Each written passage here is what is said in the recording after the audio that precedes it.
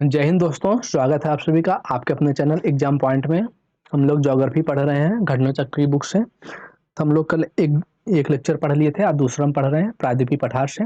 Okay, कल हम लोग बेसिक इंट्रोडक्शन देख लिए थे। चलिए चलो शुरू करते हैं।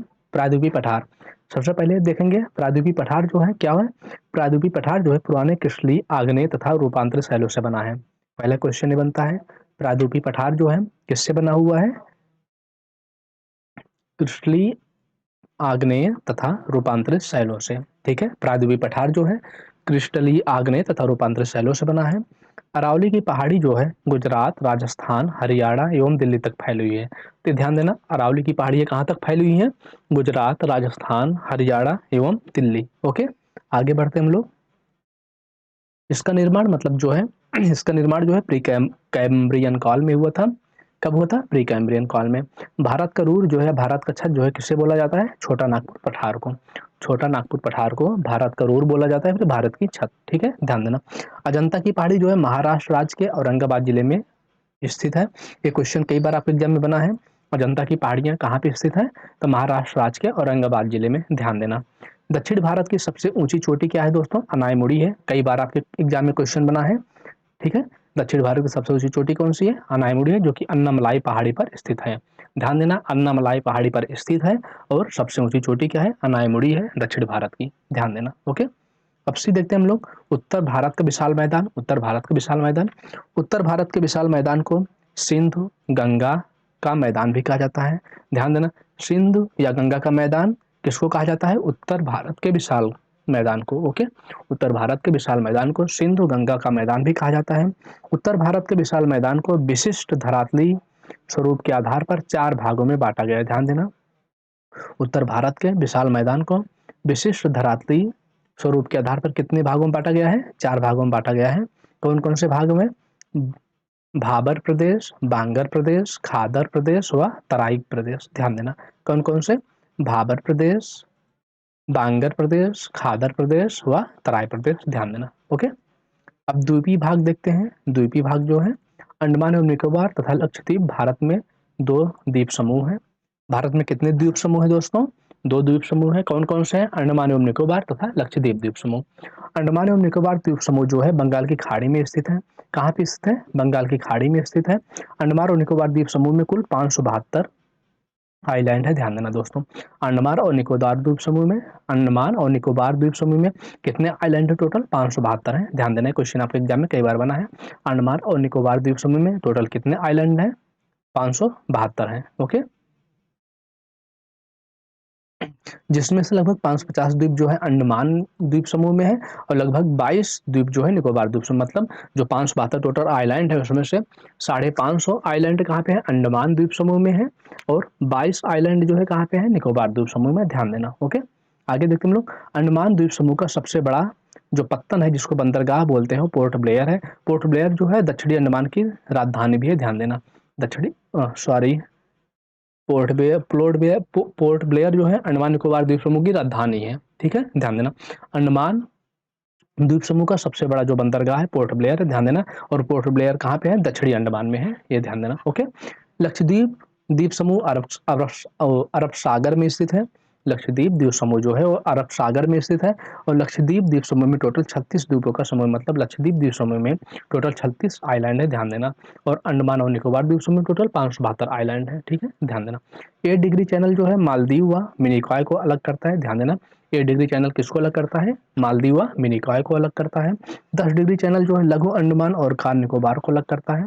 8 डिग्री चैनल मालदीव व मिनिकॉय को अलग करता है और 10 डिग्री चैनल जो है लघु अंडमान और कार निकोबार को अलग करता है। ध्यान देना। ओके दोस्तों, ध्यान देना इतना।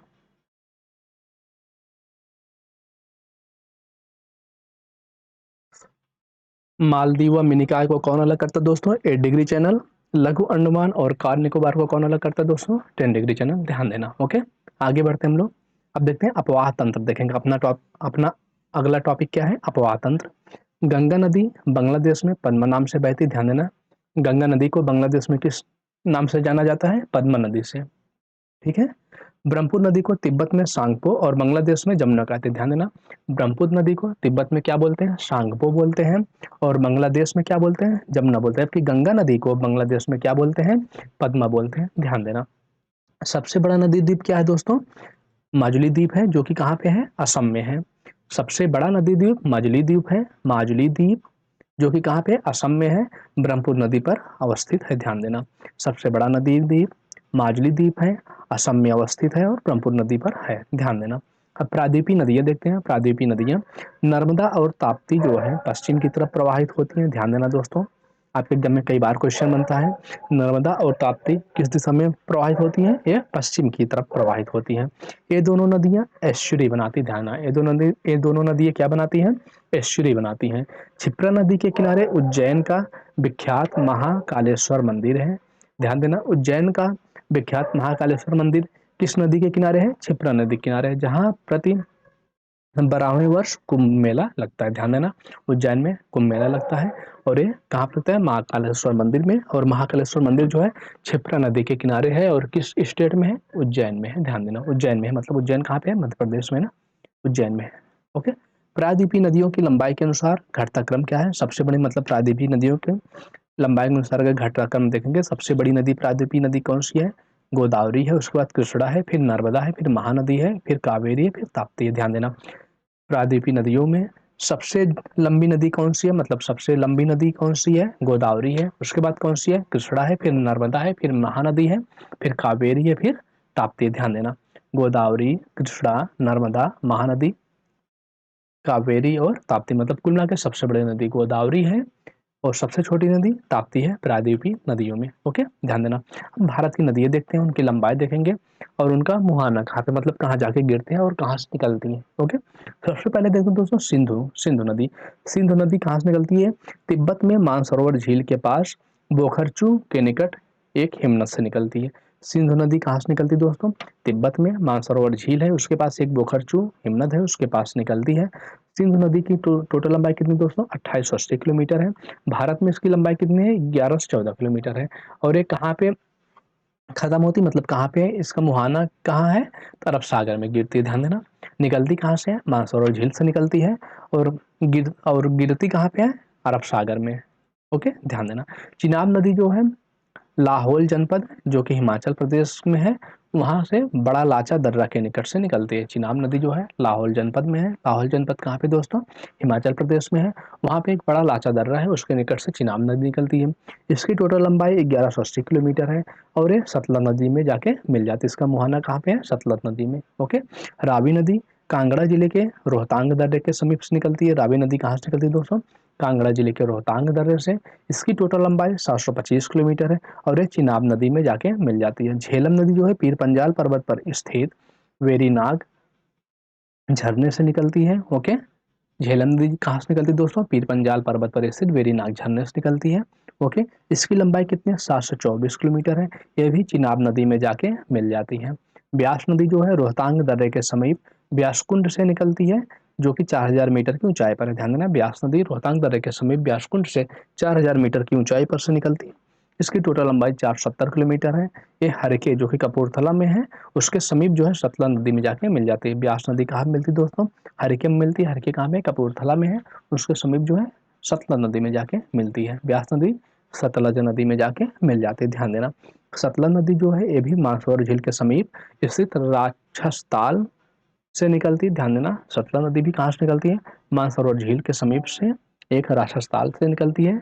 ओके, इसकी टोटल लंबाई कितनी है? 1500 किलोमीटर है। भारत में 1050 किलोमीटर है, और ये सिंधु नदी में जाके मिलती है। सतलज नदी जो है सिंधु नदी में जाके मिल जाती है। गंगा नदी गंगोत्री के पास गोमुख हिमालय से निकलती है। गंगा नदी जो है गंगोत्री के पास गोमुख हिमालय से निकलती है। इसकी टोटल लंबाई 2525 किलोमीटर है। ये बंगाल की खाड़ी में मिलती है। ध्यान देना, भारत की सबसे लंबी नदी जो है गंगा नदी है। ओके, भारत की सबसे लंबी नदी गंगा नदी है। इसकी लंबाई 2525 किलोमीटर है। ये क्वेश्चन एग्जाम में आपके पूछा गया है। रामगंगा नदी जो है ये नैनीताल के समीप गढ़वाल की पहाड़ी में स्थित दूधा टोली के श्रेणी से निकलती। ध्यान देना, रामगंगा नदी नैनीताल के समीप गढ़वाल की पहाड़ी में स्थित दूधा टोली श्रेणी से निकलती है। इसकी टोटल लंबाई जो 696 किलोमीटर है। ये गंगा नदी जो कि कन्नौज के निकट है, वहां पे जाके मुहाना बनाती है अपनी, ध्यान देना। शारदा नदी जो है कुमायूं हिमालय का मिलान हिमनद से निकलती है। शारदा नदी जो है कुमायूं हिमालय का मिलान हिमनद से निकलती है। 596 किलोमीटर इसकी लंबाई है। ये बहराम घाट के समीप घाघरा नदी में जाके मिल जाती है। गंडक नदी जो है नेपाल से निकलती है। 425 किलोमीटर इसकी लंबाई है। ये गंगा नदी में जो है मिलती है, कहाँ, पटना के निकट जो है सोनपुर में है। ध्यान देना, गंडक नदी गंगा नदी में मिलती है पटना के निकट सोनपुर में। ओके। कोसी नदी जो है गोसाई थान चोटी के उत्तर में से निकलती है। कोसी नदी उद्गम स्थान कौन सा है? गोसाई थान चोटी के उत्तर।